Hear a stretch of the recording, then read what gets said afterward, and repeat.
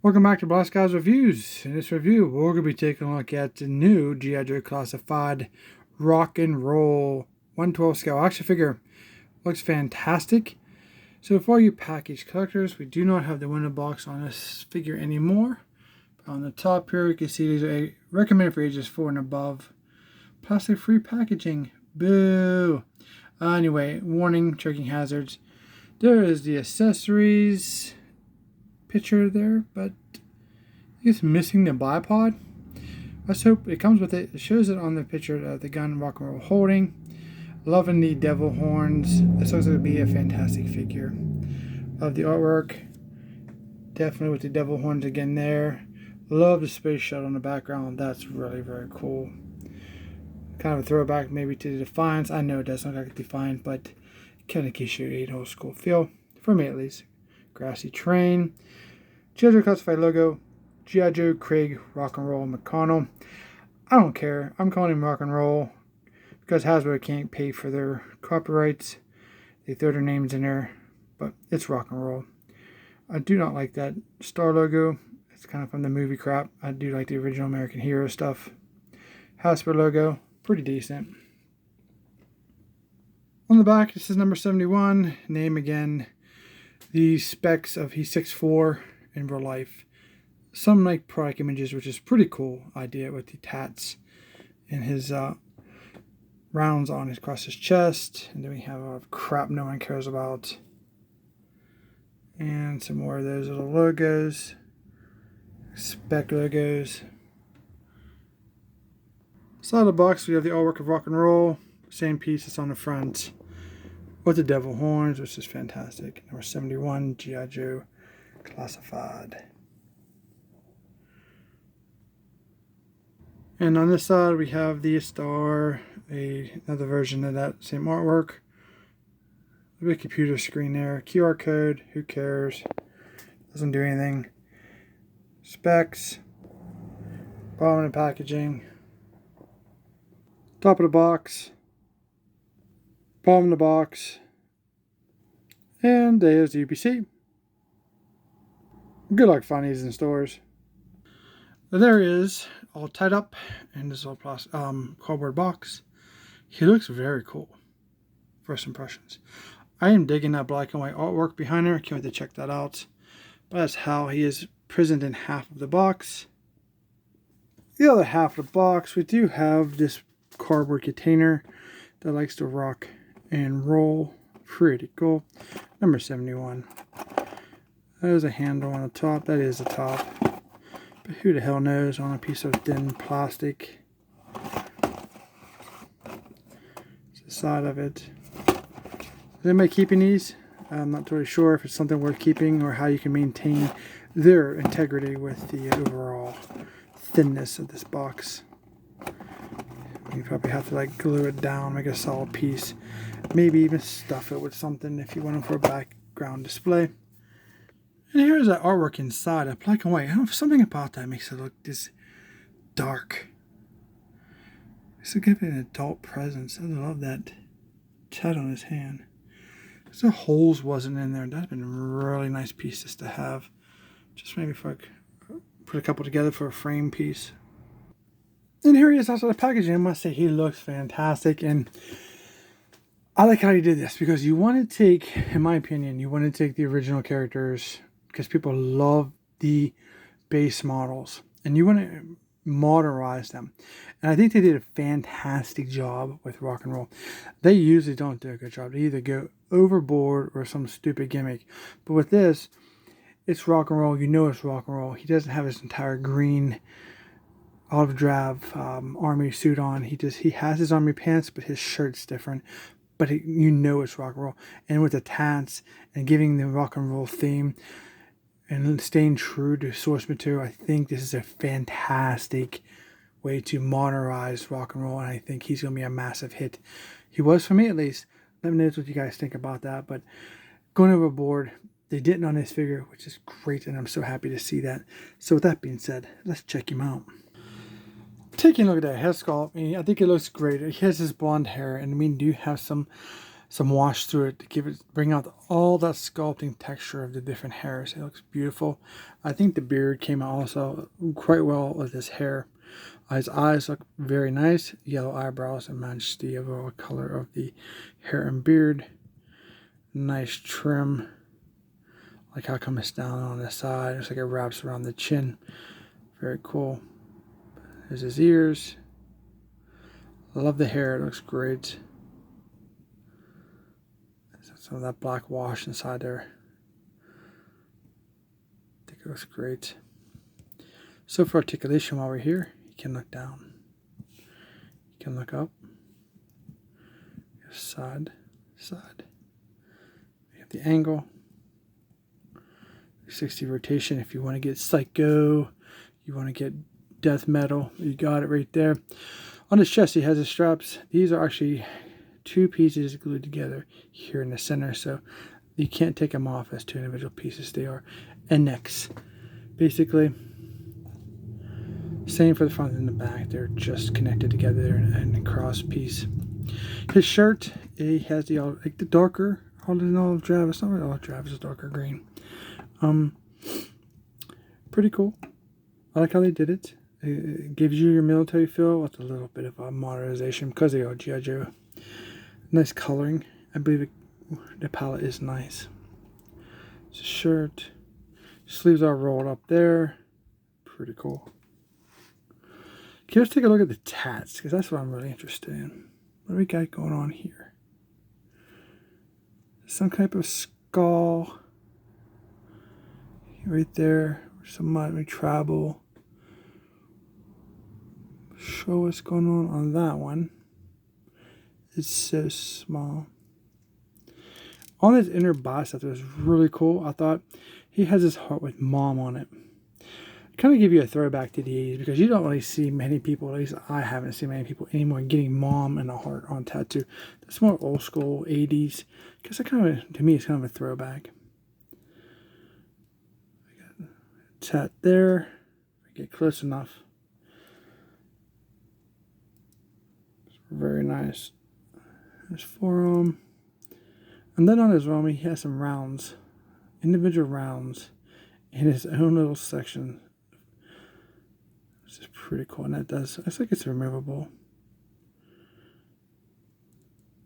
Then he has a tat on his hand. It's like a skull, mouth, jaw, and teeth. Pretty cool. And that one, nothing on that hand. For the upper articulation, he does have butterfly joints in and out. The arms do raise up.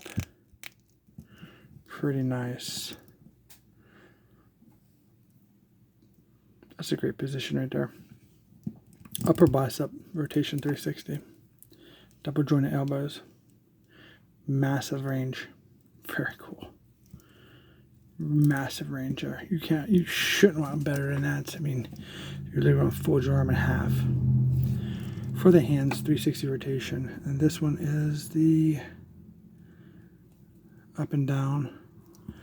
And this one's the in and out. So great to have one of each. You need one of each to make that, to give you the diversity for posing and playability. For his chest, he has that T-frame. I'm not a fan of this. I'm definitely not a fan of that over sculpt piece where it's cut just like as half a circle. I guess I prefer these, but it's kind of visually they're all offsetting, and there should be maybe a better way. There's got to be a better way. I'm betting we're going to find out in the future how to get the articulation here in the lower chest, stomach area. There's rotation of the waist, 360 all the way around. Feels pretty good. Get the side to side. For the legs, we do have the thigh cuts that are just behind his thigh pads. On his belt, he has a brown belt. We need some color. Empty hole there. I wonder what that's for. Another one there. We have a canteen. Should need some paint. Pouch. Small pouches. And this thigh pad with brown for the pistol. Pouch on this side. Drop down hips. Not a fan of that either, but I get what they're going for. Sitting, not bad. Looks very cool. Splits more than we want for rock and roll.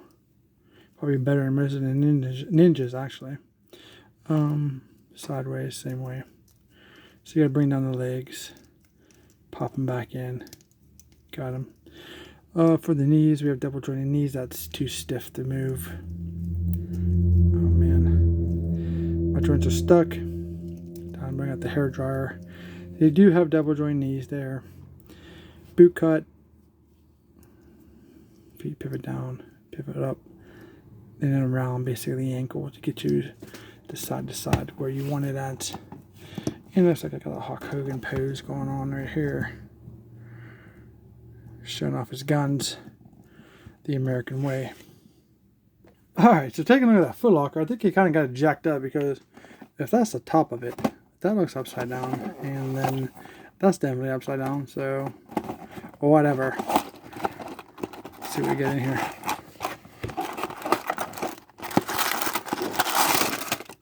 Empty box. Oh great, I'm glad we got this. I wasn't worried we wasn't going to get it. Yay. Thanks Hasbro. Tissue paper, all of our accessories inside. Let's see what we get. Alright guys, if you made it this far in the video, I'm going to show you a custom piece that I made for this rock and roll figure. So see if you can find it in my video. Alright, so first up we have this fantastic looking helmet. Hang 10 right on the helmet. I love this sculpt. It looks beautiful. We have the ear protection. Nice sculpting there. Looks realistic. Got a pouch on the back of the helmet in brown. The strap hanging down. It's over the top. Very, very cool. Alright, let's see how it fits and how it looks. Oh yeah. That's made to fit him perfectly. Definitely no hindrance in the articulation, so that's fantastic. I think it looks great all the way around. So Joe. Alright, comes with a pistol. Looks realistic. Pretty nice. No removable clips or anything. No drill barrel, unfortunately. Hands are soft enough to hold them. No tolerance is good on the hands. Very nice. Nice positioning. Finger goes in the guard. Loving it. And as you can see, the pistol goes right into his case. Comes out the bottom just a little bit. Do not like that, but it is what it is. This is a place to keep it. That's the most important thing.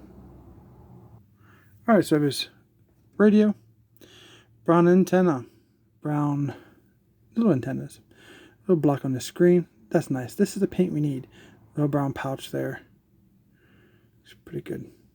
I guess we know what the hole is for on his back. And it's kind of a soft plastic, so very soft. Not going to go in there. Let me try the side. But before I do that, you can hold the radio no problem.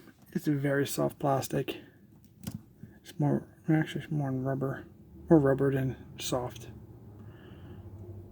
Alright, there it is on the side, on the back. I got it on. It's kind of difficult. But it goes. I don't know if it's the length of the peg hitting the back or the actual too softness of the overall piece. But it looks pretty good.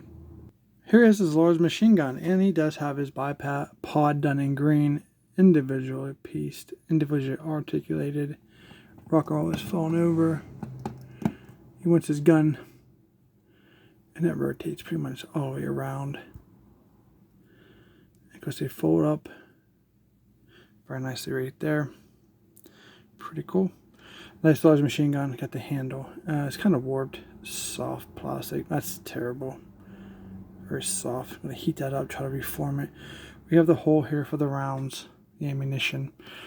Trigger guard there. We have this piece here. Show what's going on with that. For the box, maybe. It's going to definitely get in the way.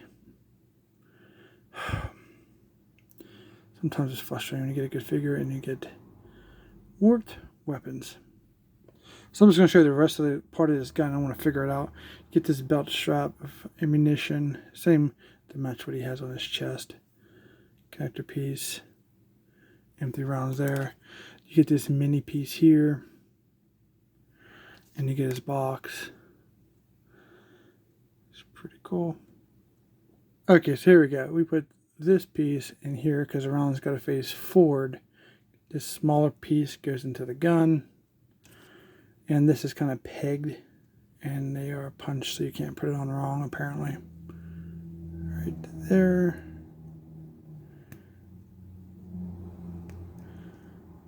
Can't do it on cameras, I can't see, but you get the idea. Okay, I guess I see what they did. They cut it so they both can fit inside there. When you put this side on, and then you insert this piece this way, it's kind of like two halves to make a whole, so to speak. And however you get that to stay in there. And you can see he can hold it pretty good. Decent enough. Alright guys, here's my custom piece.